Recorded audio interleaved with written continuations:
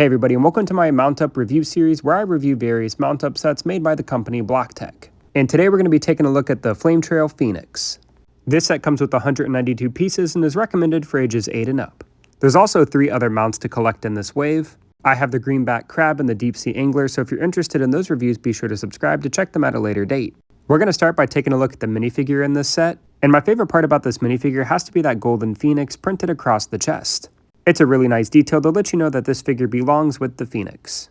If we turn the minifigure around, you can see there's not really a whole lot of detail. Having some printing or detail on the back of this figure would have been nice, but it's not something I was necessarily expecting.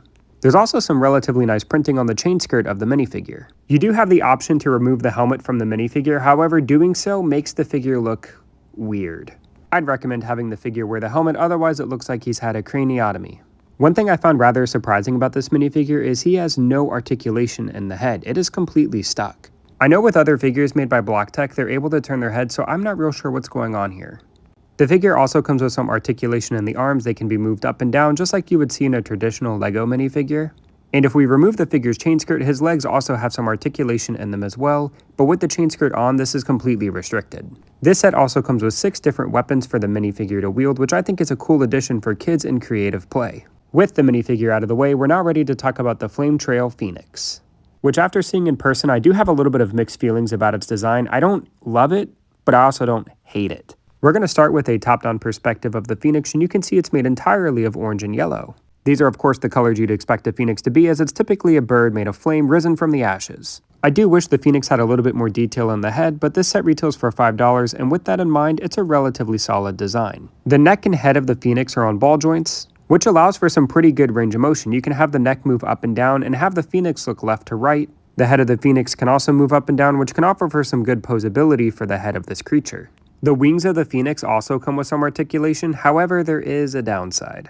Both of the wings are able to move up and down, but I do find them to be relatively weak, especially on the tip of the feathers here. What I'm going to do is I'm going to raise each one up and down, and you're going to see a couple of them pop off like so. This is rather disappointing, especially in a toy for kids where they're going to be grabbing this thing and having it fly around. And like I said, these things easily pop off. When I'm raising them up, I am barely moving them and the pieces just come right off. I would have liked to have seen a way for the design to incorporate the wings to be a little bit stronger somehow. The Phoenix also has some range of motion in its tail feathers. They're on hinges, so all 3 of them are able to be moved up and down. Unlike the wings, I do feel like the tail feathers are relatively strong and I haven't had any issues with them.